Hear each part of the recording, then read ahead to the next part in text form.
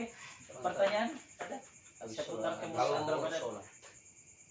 Karena pada yang tanya tadi itu persoalan taruh 8 dan 20. Soal hukum itu. Iya, hukum. Maksudnya begini, kita kan sedang tidak membicarakan mana yang baik dan mana yang buruk. Tapi sedang membicarakan mana yang baik dari yang lebih terbaik begitu. Ya, kira-kira bagaimana supaya tidak jadi perdebatan juga. Ini perlu untuk diberikan supaya juga orang yang dengar terampe. Supaya ada baku banda sama masyarakat. Oh, dia salah kesampaian di masjid yang 8. Ya. Apalagi baku bantah ada DP dasar ilmu. Ya, bagaimana? Tapi tentang 20 dengan 8 itu masing-masing memiliki dalil. Ya. Cuman kita juga kan orang untuk membenarkan hanya satu ini juga kan. Karena sementara dua-dua itu memiliki dalil. Kan? Kemudian juga cuman kadang yang sudah jadi apa ya? Yang so tapola orang masyarakat sekarang bahwa yang mana 8 itu adalah Muhammadiyah. Sehingganya sekarang bukan masalah dalil tapi gengsi. Gengsi ormas. Ya, gengsi ormas. Padahal di Mekah Masjidil Haram itu 20 rakaat. Di Madinah 8 rakaat. Begitu ya. Ini baru tahu di Mekah. Ingat berapa? Di Mekah 20, di Madinah 8. Ya. Jadi nggak usah bantah. Tapi walau alam di Madinah ini apa di Masjid Nabawi ya? Kalau di kemarin pas anak cek di puasa kemarin, puasa baru-baru ini, tanya kalau di Masjidil Haram itu berapa rakaat? 20 rakaat. Quran namanya pertama yang di Madinah, dia bilang di Madinah 8 rakaat. Entah itu di Masjid Nabawi atau di Masjid lain, tapi dia bilang di Madinah 8 rakaat. Umumnya di Madinah. Ya, 8 rakaat. Umumnya. Ya. Makanya orang itu kalau beramal, paling tidak orang beramal itu orang memiliki dasar. Memiliki dasar. Ketika orang memiliki dasar, maka orang akan merasa aman. Nyaman, tenang. Ya, tenang. Sudah ketika ngoni tidak ada memiliki dalil dengan beda dengan orang lain, bebas. Kan semua akan kembali pada orang. Makanya syarat diterimanya amal itu ada 2. Syarat diterimanya amal itu ada 2. Yang pertama ikhlas. Pertama ikhlas dulu. Ikhlas beribadah. Yang kemudian kedua adalah mutaba'ah, yaitu ada dalil yang mengikuti Rasulullah. Kadang ada orang ikhlas tapi tidak sesuai dengan dalil. Maghrib dia bikin ampa, maghrib dia bikin ampa kan. Ada juga orang yang beramal. Ada juga orang yang lebih ke sana ini malah tidak. Ada juga orang yang beramal dengan sesuai dengan petunjuk Nabi tapi dia tidak ikhlas. Ya? Kan ada orang yang sholat tapi dia kayaknya ikhlas itu kan? Iya. Ya, jadi Nah, harus itu orang ya, jadi syarat diterimanya amal itu ada 2. Yang pertama ikhlas, yang kemudian yang kedua sesuai dengan petunjuk Nabi SAW. Oke, berpascal tuh. Si itu tahu. Ada mau tanya soal kemuliaan. Ada orang sudah. Kalau mau tanya. Orang Bapak tuh nyimak. Bapak ini cuma kebiasaan orang masih saya putar kemuliaan Ramadan ini. Anak belum mau kurang Ustaz. Iya supaya maksudnya supaya lalu bebas. Masih seputar tentang dia marah-marah. terutama di hukum sahur. Oh sahur. Biasanya yang tertanam anak muda itu dia mana muda? mungkin orang tua.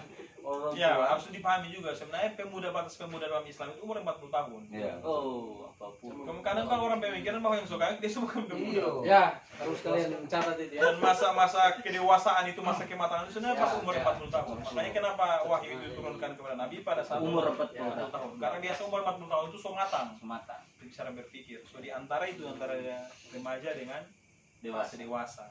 Bahwa ketika orang melakukan makan sahur, orang harus hukumnya itu harus tidur dulu.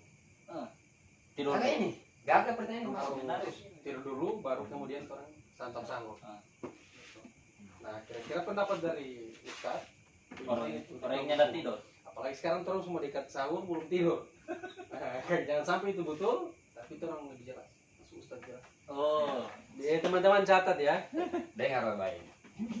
Ya, jadi tangan orang menonton besar kalau aja ya sejauh ini tidak ada tentang itu ya, tidak ada tentang bagaimana kalau mau sahur itu harus tidur dulu, tidak ada. Jadi mana kata sahur itu ya, Allah alam itu diambil dari kata sihir. Jadi sahur itu diambil dari kata sihir. Sihir. Wabil asharihim yastaghfirun. Ya. Jadi ya kata tadi itu ya, kadang kenapa diambil dari kata sihir ya? Sihir sahar itu kan artinya so mau dekat-dekat pagi begitu. Pagi. Mau dekat-dekat. Menjelang Iya, menjelang terbitnya terbit matahari. matahari. Dan kenapa dia bilang kata sihir, praktek sihir itu ternyata praktek sihir itu terjadi di jam-jam sahur. Makanya kenapa sahur itu diambil dari kata tadi. Coba tanya ke orang yang basihir. Badot idot. Ya, asli orang yang basihir itu Berarti banyak badut itu di wabil waktu ashari himnya sahur. Biasa ada jaga Sahur menjelang wabil ashari himnya Pagi itu. wabil ashari himnya astagfirun. Eh, Di waktu sahur Yang itu, biasa badut waktu itu dan sahur itu kasih. ada orang yang jebak sihir. Ah. Dan sihir itu dipraktik di jam-jam begini. Ya, beda dengan orang Islam, wabi ashari himnya astagfirun ya. Di waktu sahur orang beristighfar kepada Allah Subhanahu wa taala, yang beribadah. Maka itu orang dianjurkan untuk banyak istighfar ketika menjelang sahur. Kemudian harus mau di apa dulu? Terus mau diberikan edukasi juga kepada masyarakat muslim khususnya. Kadang orang itu ingin sekali menyegerakan sahur. Iya. Padahal Balebe dulu. ya, padahal senat orang harus mengakhirkan sahur. Bahkan di hadis itu Nabi biasanya sahur, DP jarak sahur itu Nabi itu ke sholat subuh itu sekitar membaca 50 ayat. Coba bayangkan kalau misalnya orang harus pahami dulu bahwa batas terakhir orang makan sahur itu ketika masuk waktu sholat subuh. Ya. Imsak ini hanya ada di Indonesia sebenarnya. Misalnya di Indonesia. Oh, pemberlakuan waktu imsak itu cuma Ya, di Indonesia. iya. Dan imsak itu sana bukan waktu untuk orang tidak bisa makan dan minum. Tidak, imsak itu Hati-hati. hanya memberitahukan bahwa 10 menit lagi Masuk masuk waktu sholat. Dan itu sudah tidak boleh orang makan dan minum. masih Ya. kesempatan lagi kalau Iya, itu yang DP harus orang pahami. Berarti ada rambu-rambu sebenarnya. Ya, Iya. bahwa Peringatan. bahwa seharusnya batas terakhir orang tidak makan dan minum itu ketika pas waktu sholat subuh. Pas waktu sholat subuh, bukan pas azan subuh. sholat pas kamat itu. Ya, pas waktu Waktu, ya, waktu. masuk, bukan pas azan subuh. Betul. Kadang waktu subuh orang belum bazan. Betul. Misalnya waktu subuh jam 4.28, orang bazan jam 4.35. Orang berpatokan azan tidak, tapi orang berpatokan waktu. Makanya itu Waktu yang didatang oleh Iya, makanya itu fungsi orang kasih itu jadwal tadi. Sama juga ketika orang berbuka, bukan bergantungan pada orang yang di masjid. Orang bergantungan pada waktu yang ditentukan. Kalau jam 17.52, waktu berbuka, nggak usah bantu orang di masjid. Kalau orang di masjid tadi tidur, mau dia bangun nanti jam mana? Untuk lebih ini lihat jam internet kami update. Ya. Lihat jam dinding. Ya. Pokoknya Selama sesuaikan saja dengan jam. Suak baterai. Nah, itu harus orang pahami.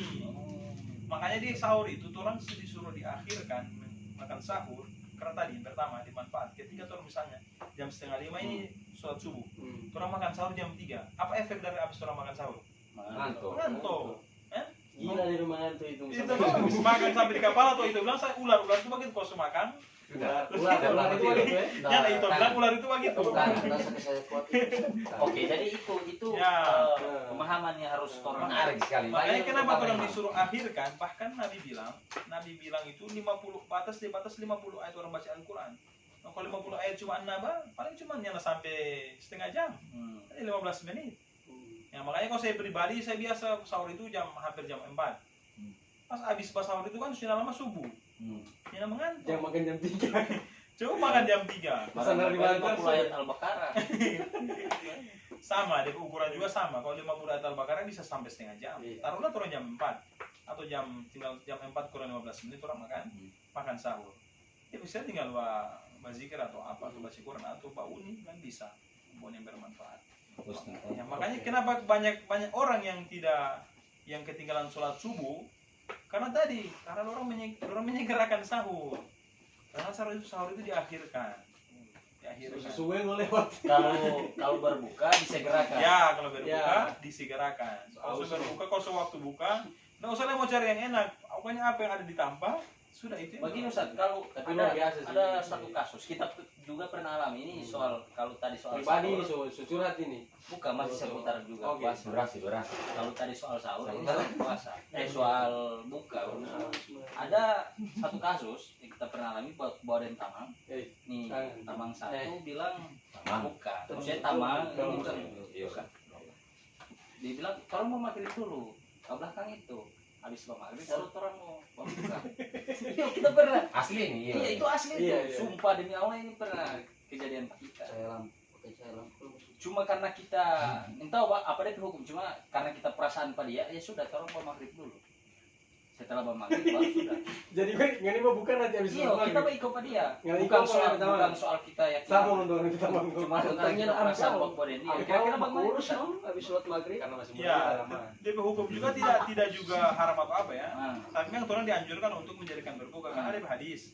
Orang-orang yang senantiasa berada dalam kebaikan itu orang-orang yang selalu menyegerakan berbuka puasa. itu hadisnya itu. Ya, orang-orang yang senantiasa dalam kebaikan. Itu orang yang senantiasa menyegerakan berbuka puasa.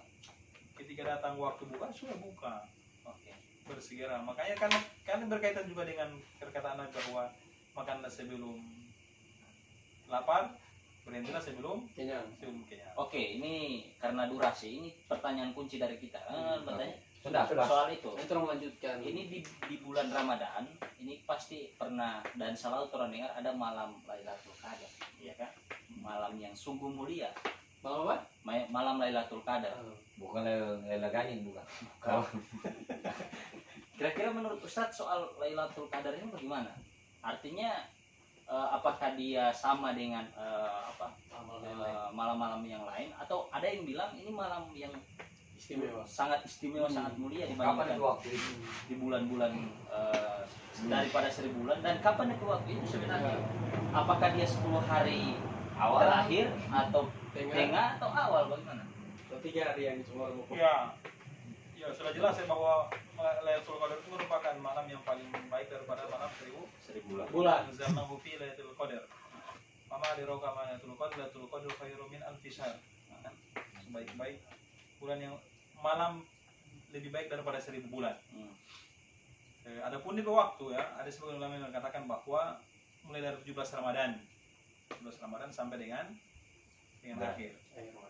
Kemudian yang paling kuat itu adalah ketika 10 hari terakhir Ramadan.